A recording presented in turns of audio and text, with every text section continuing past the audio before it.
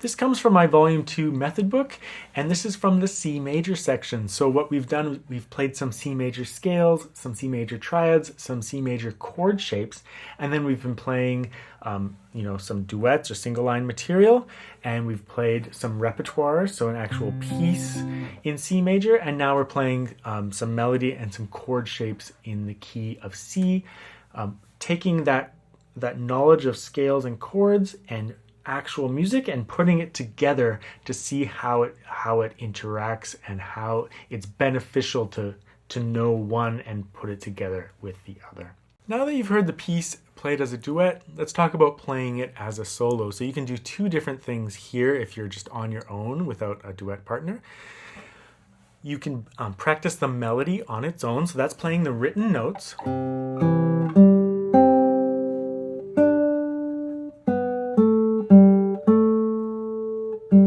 Or you can strum the chords. And I know that we're studying classical guitar, so you might say, like, why am I doing chord strumming songs? Well, for a couple of reasons. One thing, chord strumming is part of the guitar. You actually want to know that skill in case you're hanging out with people and, everyone's doing some strumming. It's good to know some chord shapes, but it's also an opportunity to do other things that are very important to classical guitar. It's playing the chord shapes. You want to know those chord shapes because those chord shapes occur in your classical music, but also the ability to play chords or free form strumming together with the rhythm of the piece is very, very important to your sense of rhythm. To, on a basic level, it allows you to count the piece. 1, 2, 3, 1, 2, 3. And put it together with the muscle memory of changing chord shapes, which is incredibly important. That's what we do in classical guitar. We play chord shapes and we play it in time. So that's incredibly important. But also when you start doing other strumming patterns,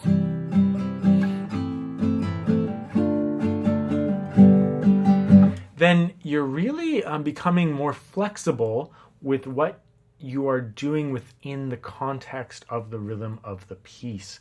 So you're becoming a very versatile musician who not only understands rhythm, but can play rhythm in a flexible way, which is very important in classical music. And a lot of players miss out on that step and they become very rigid in their rhythm. And their rhythm sounds rigid, not incorrect necessarily, but sometimes it doesn't sound natural. And we want to develop natural rhythmic skills. So that's one of the reasons we would do this. It's also fun, which is another good reason. So if we play the melody on its own, we just want to make sure it's within the context of the beat. And you can just use IM alternation. So 1, 2, 3.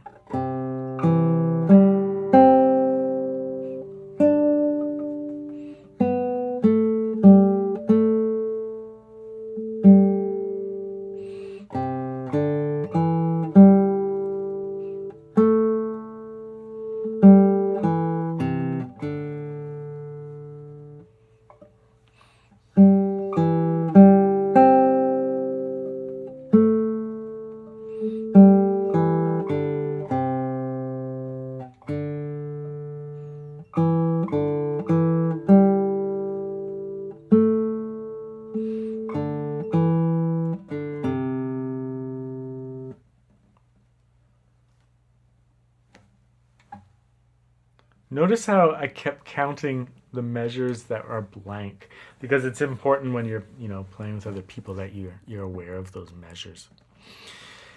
So, it's a nice, simple little melody to practice using those notes that we've practiced from the C major scale.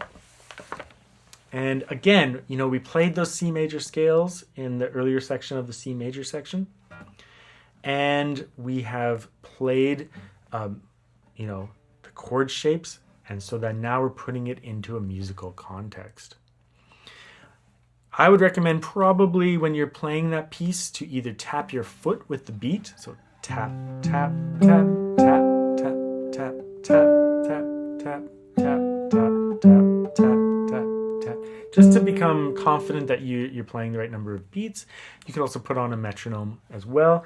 Even better, count out loud. 1, 2, 3, 1, 2, 3, 1, 2, 3, 1, 2, 3, 1. With emphasis on 1, right? Strong, weak, weak. 1, 2, 3, 1, 2, 3.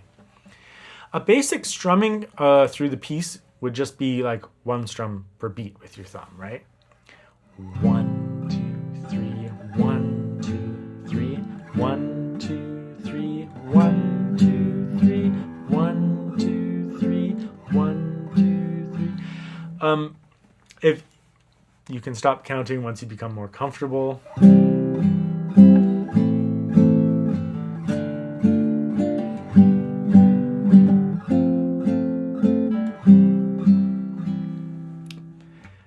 I want you to learn how to use the G chord fingering that we talked about in the chord shape section with 3, 2, and 4.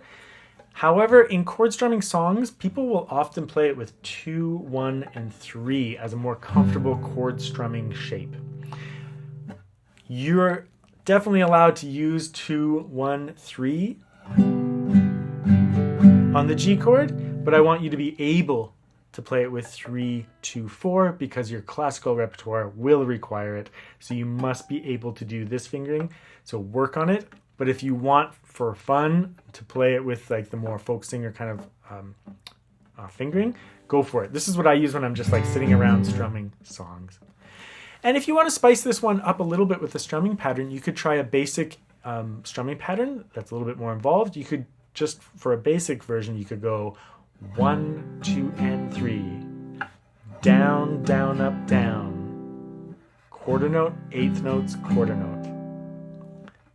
If I just loop that, down, down, up, down, down, down, up, down. 1, 2, 3. 1, 2, 3. 1, 2, 3. With the actual chord changes. 1, 2, 3. 1, 2, 3. 1, 2, 3. 1, 2, 3. 1, 2, 3. 1, 2, 3. If you're having trouble changing from chord to chord in time, the first solution is obviously to go slower. That's the most simple way. It's just giving yourself more time. 1, 2, 3, 1, 2, 3, or however slow you need to go.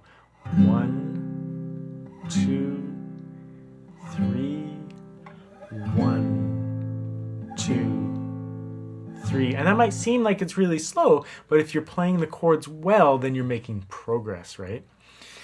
The other thing you can do is you can reduce the number of strums that you do. If you did only 1 strum per measure, you could prepare your left hand sooner.